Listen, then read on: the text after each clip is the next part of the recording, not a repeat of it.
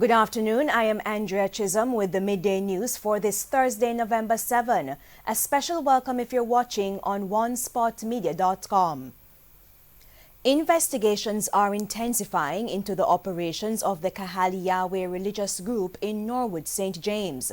This follows the removal of an additional 3 children from the compound Tuesday afternoon in a joint police-military operation.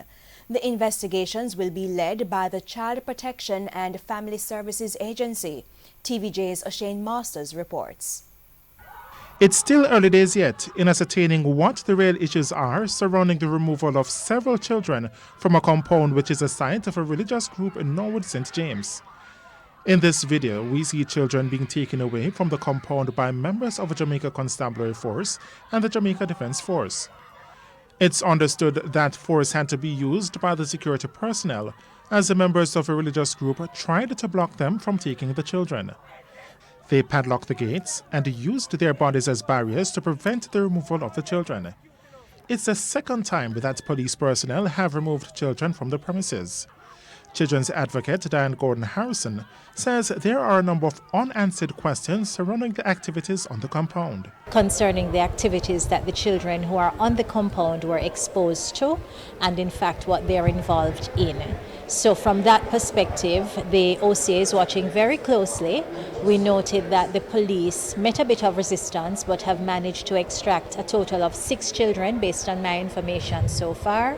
But what are the other concerns for the children's advocate? Whether or not the health practices are in fact at the standard that we require them to be, whether they are properly registered in keeping with our registration, birth and deaths legislation, and what are the provisions being made for their education access and just the general protection and the practices that they may be exposed to. It's understood that some aspects of the issue surrounding the religious sect are currently before the court, while there's a possibility that other matters relating to the group could be added.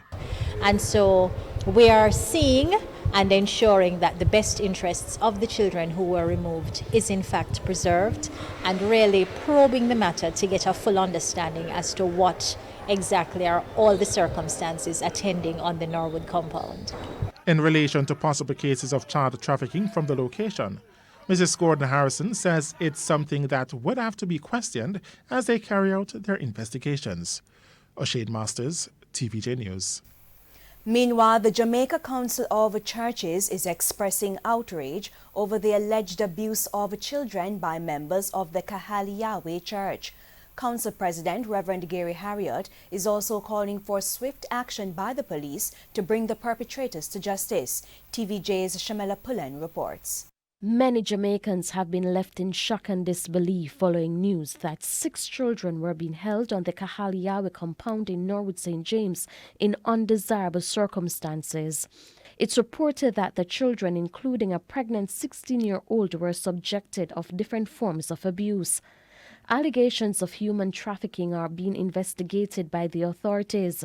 General Secretary of the Jamaica Council of Churches, JCC, Reverend Gary Harriott, has condemned the incident. We as church, JCC, as well as the wider church community, have spoken on the whole issue of the abuse of our children, sexual and otherwise. At JCC, one of our areas of focus is family life and good governance. So anything that puts our children at risk or anything that is resulting in the abuse of our children, definitely, as a church, we would not be in support of and would register a strong objection to that. However, Reverend Harriott says they have seen situations of a similar nature before where religious communities, based on their own beliefs, have acted out of what could be considered the norm. But he says this is not something the general religious community would embrace. Reverend Harriott is urging the authorities to address the situation swiftly. It's a very unfortunate situation that it became what it became. Very unfortunate that it is really a pity that happen. Any situation in which our children are being abused or neglected, the authorities must act. And this is no exception. We have a responsibility as a country to protect our children. He revealed that he did not know about this religious group operating in Jamaica until the news about the latest in St. James became viral. Sometimes not all churches or religious bodies are connected to any wider organization like a council or a group, so that there's a space in which they can be guided. Sometimes some churches are on their own; they exist on their own, and so I don't have any background information about this church, how long it has been. But based on what I saw in the news, it seems like it has been around for a while. Shamela Pulen, TVJ News. In other news, the Health Ministry is downplaying concerns about communication barriers between foreign doctors and nurses in Jamaica's public health care system.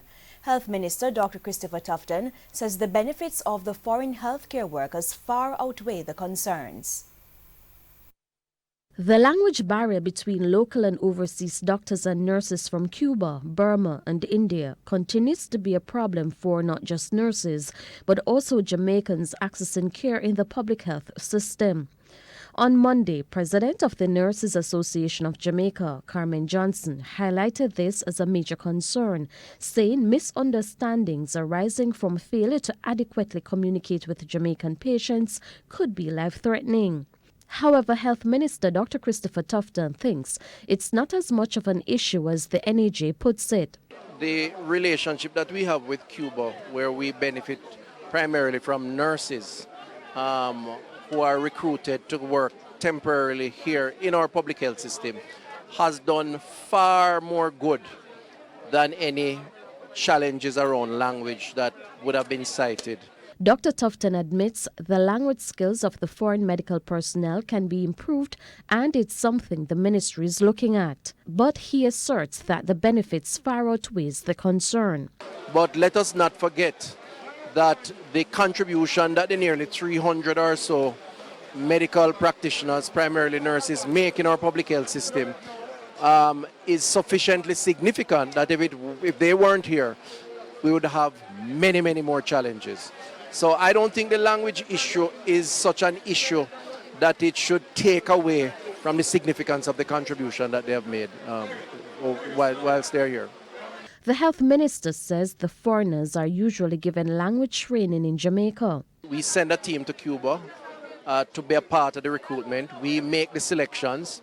Persons who come here are enrolled in an orientation period, including improving their English. Many already speak some level of English. While Dr. Tufton spoke of the language issue with Cubans, he did not comment on the issue as it pertains to Indian and Burmese doctors. Shamela Pulen, TVJ News. And it's time for a break. More stories right after these messages. Welcome back, and we're continuing the news. Damage from this morning's fire at the Manchester Parish Court has been estimated at $35 million. The Mandeville Fire Station says a judge's chamber and a section of the roof where water were damaged by the fire, which started sometime before 4 o'clock. Firefighters managed to contain the blaze to that area located on the upper floor of the building. Other areas had water damage. As a result, no cases are being heard today. Acting Director of Communication at the Court Management Services, Kadish Fletcher, says an assessment will be done to determine the full extent of the damage.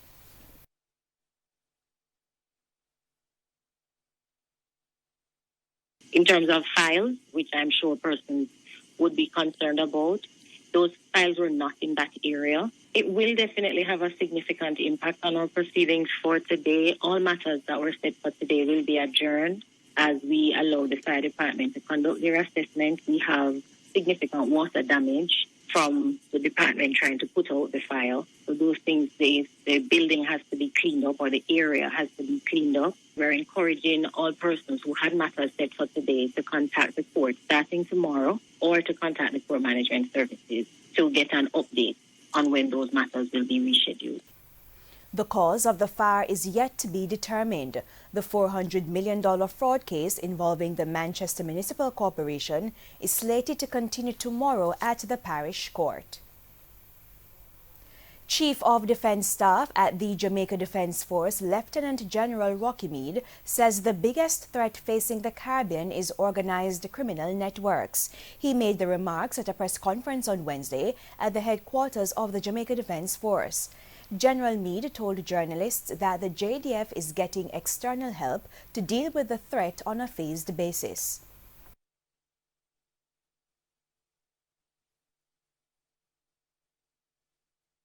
In the short term, we have some emergency measures that are designed to give us extra powers to allow us to cauterize the immediacy of the violence that we face from the criminal networks operating here. In the medium term, we're looking to build our capacity so that in the future we are better able to deal with the challenges in a more sustainable way without emergency powers. In the long term, we need to ensure that the organized criminal networks have less recruits, less youngsters they can influence, and we change the culture of violence and a desire for ill-gotten gain in Jamaica. So, for example, we have gotten a number of inshore patrol vessels donated that have a direct impact on the trafficking problems that we have with the gangs, and we have a robust mechanism of training and subject matter expert exchanges that help us in this fight. In the meantime, the commander of the United States Southern Command lauded Jamaica's steps in its fight to help making the southern region a safer place. Jamaica has taken noteworthy steps to ensure preparation for the security challenges of the future. In doing so, you have led the way in promoting collaboration and enabling security cooperation in the Caribbean and beyond. And next week, I might add, we'll host a Caribbean Security Conference in Miami, where the theme will be, how do we have a more regional approach to security challenges? Despite Jamaica's positive economic outlook at the end of the standby agreement with the IMF last month, the economy still remains fragile. The concern comes from the IMF itself. Executives held a regional transformation seminar in Barbados this week, where they revealed the economic outlook for Latin America and the region. TVJ's Herman Green was there and now reports. For the first time in decades, Jamaica's economy has been seen as an example for the Caribbean. Despite this positive outlook for us, there are things that are threatening the progress in the region as a whole. The IMF at the Regional Economic Outlook Seminar here described it as stunted by uncertainty. Among the things threatening the progress for the region, crime, the integration of different nations as a unit, and also the impacts of climate change. Deputy Regional Director for the IMF, Asim Hussain, explained that global economic growth has slowed over the past year.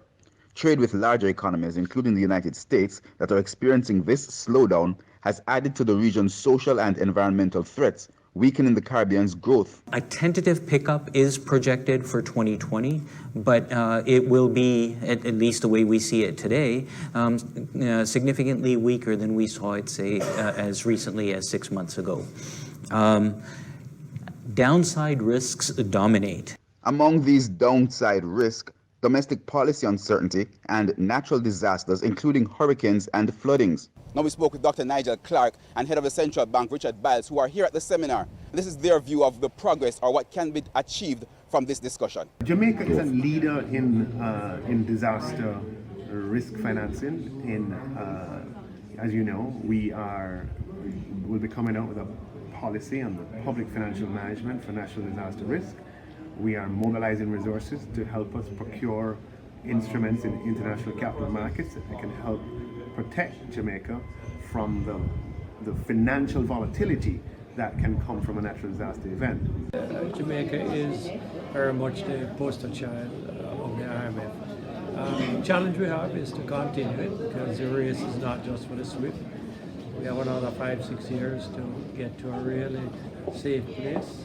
And so we have to be able to stay the course, be mature and prudent about our affairs in the next couple of years.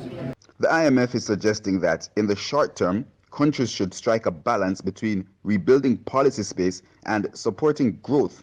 That, however, is dependent on what each country can manage to do. In the meantime, the IMF says Jamaica remains an example for the region. In 2013, before the recent standby agreement, Jamaica's debt was equivalent to almost 150% of total earnings each year. As of today, in 2019, they have been able to reduce that debt to GDP ratio by 50 percentage points, now below 100. So this is a very important example in the region that we think others can learn from. Now it's hoped that the discussions here will actually bear fruit for the region and things will look more positive going forward. Reported from Barbados, I'm Herman Green, TVJ News. A senior employee of one of the island's largest banks is now facing extradition to the United States for lottery scamming. Fernando McCoon was arrested on an extradition warrant on Tuesday in Westmoreland by Seatalk detectives. Mr. McCoon is scheduled to appear before the St. Andrew Parish Court next week. U.S. prosecutors reportedly applied for his extradition following the arrests of members of a lottery scamming network in the United States. And in sports, the Jamaica Scorpions will be looking to commence their 2019 Regional Super 50 campaign on a winning note as they take on the Barbados Pride at the Warner Park Sports Complex in St. Kitts this afternoon. The Scorpions were eliminated at the semi-final stage last year, while the Pride did not advance past the group stages.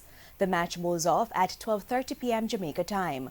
Over in Group B today, the Guyana Jaguars will battle the West Indies Emerging Players Squad, while the Trinidad and Tobago Red Force will face the St. Andrew Richardson-led Windward Islands Volcanoes. Those matches also bowl off at 12:30 p.m. And that's the Midday News. I'm Andrea Chisholm. Join us at 7 for the Primetime News Package. On behalf of the news, sports and production teams, good afternoon.